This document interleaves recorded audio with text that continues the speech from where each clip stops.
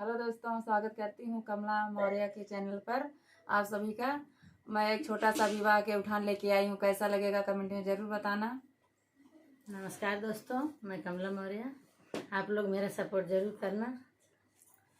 अरे सूरज उगला चटकोर रे लालनवा, अरे सूरज उगला चटकोर रे लालनवा, अपन पापा होते सुगर भर ढूढ़ते, सुगर भर ढूढ़ते, अरे पीती पापा ढूढ़ल दुआरे लालनवा, अरे पीती पापा ढूढ़ले दुआरे लालनवा, अरे सूरज उगला चटकोर रे लालनवा, अरे सूरज उगला चटकोर रे लालनवा, अपन चाचा होते सुगर भर ढूढ़ते, सुगर भर ढूढ़ते, अरे बीती चाचा ढूढ़ल